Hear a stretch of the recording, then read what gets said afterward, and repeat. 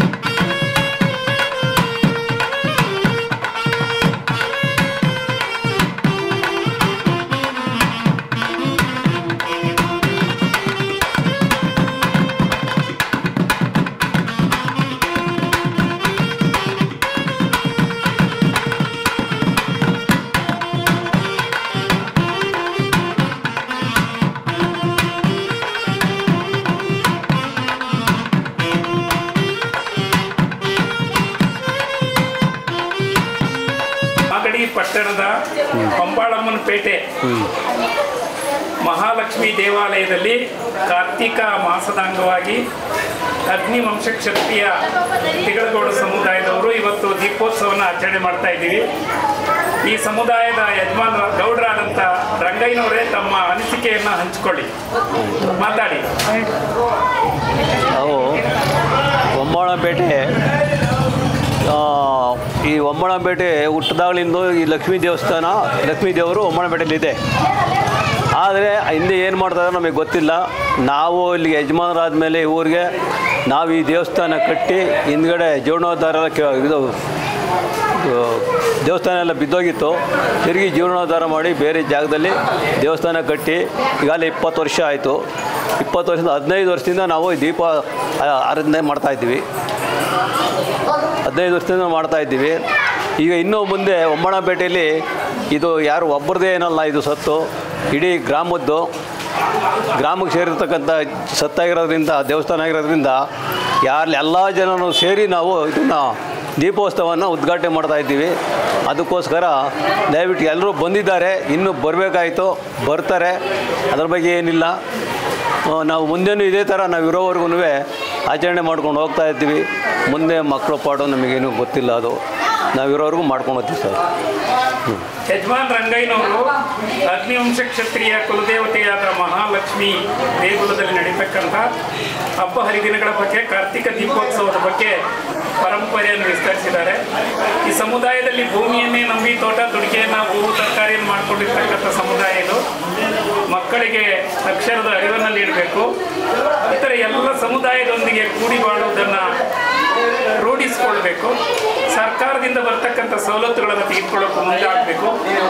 ಮಹಾಲಕ್ಷ್ಮಿ ಎಲ್ಲ ಭಾರತೀಯ ಪರಂಪರೆಯ ಮುಖ್ಯ ಅಧಿದೇವತೆಯಾಗಿದ್ದು ಎಲ್ಲರಲ್ಲೂ ಕೂಡ ಬೆಳಕನ್ನು ತರಲಿ. ದೀಪಾವಳಿ ಅಂದರೆ ಕತ್ತಲೆಯನ್ನು ದೂರ ಮಾಡಿ ಬೆಳಕನ್ನು ನೀಡೋದು, ಅರಿವನ್ನು ಬೆಳೆಸಿಕೊಳ್ಳೋದಾಗಿದೆ. ಹಾಗಾಗಿ ಹೊಂಬಾಳಮ್ಮನ ಪೇಟೆಯ ಸಮಸ್ತರಿಗೆ ವಂದನೆ, ಅಭಿನಂದನೆ. ಗಾಯತ್ರಿ ನಮಸ್ತೆ. ಇವತ್ತು ಮಾಗಡಿ ಪಟ್ಟಣದ ಹೊಂಬಾಳಮ್ಮನ ಪೇಟೆಯಲ್ಲಿರ್ತಕ್ಕಂಥ ಲಕ್ಷ್ಮೀ ದೇವಸ್ಥಾನದಲ್ಲಿ ಕಾರ್ತಿಕ ಮಾಸದ ಪ್ರಯುಕ್ತ ದೀಪೋತ್ಸವ ಕಾರ್ಯಕ್ರಮವನ್ನು ಮಾಡ್ತಾ ಇದ್ದೀರಾ.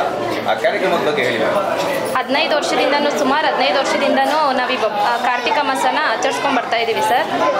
ಬರೀ ಈ ಊರಿನ ಗ್ರಾಮಸ್ಥರೆಲ್ಲ ಅಕ್ಕಪಕ್ಕದ ಗ್ರಾಮಸ್ಥರು ಬಂದು ಪಾಲ್ಗೊಳ್ತಾರೆ. ಕಾರ್ತಿಕ ಮಾಸದ ಬಿಟ್ಟು ವರಮಹಾಲಕ್ಷ್ಮಿ ಹಬ್ಬದಲ್ಲಿ ತುಂಬ ಗ್ರ್ಯಾಂಡಾಗಿ ಈ ಹಬ್ಬನ ಮಾಡ್ತೀವಿ. ಏನು ಹೇಳೋದು ನೆಕ್ಸ್ಟ್ ಯಾರನ್ನ ಮತ್ತು ಪ್ರತಿಯೊಂದು ಹಬ್ಬ ಬರುವಾಗೆಲ್ಲನೂ ಈ ಅಮ್ಮನ ಪೂಜೆ ನೆರವೇರ್ತಾನೆ ಇರುತ್ತೆ, ಜನಗಳು ಬರ್ತಾನೆ ಇರ್ತಾರೆ. ಮಂಗಳವಾರ ಶುಕ್ರವಾರ ಅಮಾವಾಸ್ಯೆ ಪೌರ್ಣಮಿ ದಿವಸ ಸ್ಪೆಷಲಾಗಿ ಪೂಜೆ ಮಾಡ್ತಾರೆ. ಈ ಪೂಜೆನ ರಂಗಯ್ಯ ಮತ್ತು ರತ್ನಮ್ಮ ಅವರಿಬ್ಬರೂ ತುಂಬಾ ಚೆನ್ನಾಗಿ ಮಾಡ್ತಾರೆ.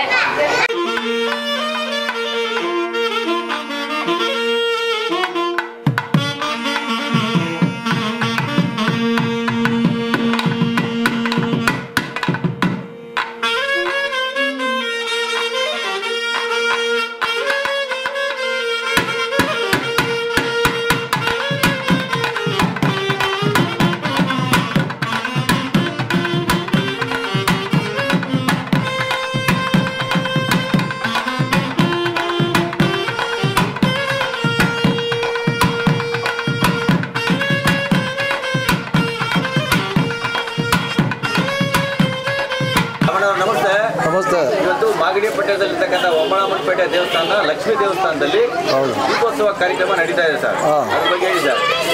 ಇದು ಲಕ್ಷ್ಮೀ ದೇವಸ್ಥಾನದ್ದು 8 ವರ್ಷದಿಂದ ಸತತವಾಗಿ ದೀಪೋತ್ಸವ ಮಾಡೋದು ಊರಿನ ಗ್ರಾಮಸ್ಥರು ಮತ್ತು ಯಜಮಾನ್ ರಂಗಯ್ಯನವರು, ಆಮೇಲೆ ಊರಿನ ಕೌನ್ಸಿಲರ್ ಆದಂಥ ಊರಿನ ಕೌನ್ಸಿಲರ್ ಮತ್ತು ಮುಖಂಡರೆಲ್ಲ ಸೇರಿ ಊರಿನ ಎಲ್ಲ ಜನ ಎಲ್ಲ ಸೇರಿಸಿ ಮತ್ತು ಈ ದೀಪೋತ್ಸವದ ಕಾರ್ಯಕ್ರಮವು ಅದ್ದೂರಿನಿಂದ ಮಾಡ್ಕೊಂಬತ್ತಿದ್ದಾರೆ. ಅವರು ಜನರನ್ನು ಒಳ್ಳೆ ಇದಕ್ಕೆ ಬೆಂಬಲ ಕೊಟ್ಟು ಚೆನ್ನಾಗೆಲ್ಲ ಕಾರ್ಯಕ್ರಮ ಯಶಸ್ವಿ ಆಯ್ತದೆ. ಅದರಿಂದ ಇಲ್ಲಿ ತುಂಬ ಈ ದೇವಸ್ಥಾನ ತುಂಬ ಪವರ್ಫುಲ್ ಆಗಿರೋದ್ರಿಂದ ಜನ ಎಲ್ಲರೂ ಭಕ್ತಾದಿಗಳೆಲ್ಲ ಜಾಸ್ತಿ ಜನ ಸೇರಿ ತುಂಬ ಅದ್ದೂರಿಯಿಂದ ದೀಪೋತ್ಸವ ಮಾಡಿ ವಿಜೃಂಭಣೆಯಿಂದ ದೀಪೋತ್ಸವ ಮಾಡ್ತಾರೆ.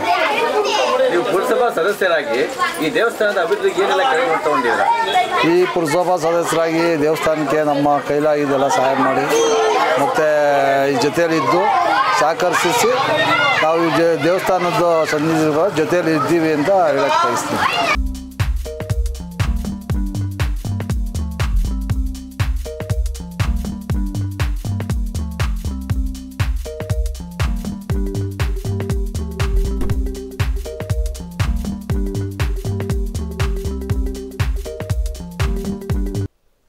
ಇವತ್ತಿನ ಮಾಗಡಿಯ ಸುದ್ದಿ ಸಮಾಚಾರ. ನಿರಂತರ ಸುದ್ದಿ ಸಮಾಚಾರಕ್ಕೆ ವೀಕ್ಷಿಸಿ ನಿಮ್ಮ GTV ನ್ಯೂಸ್ ಕನ್ನಡವನ್ನು. ವಂದನೆಗಳು.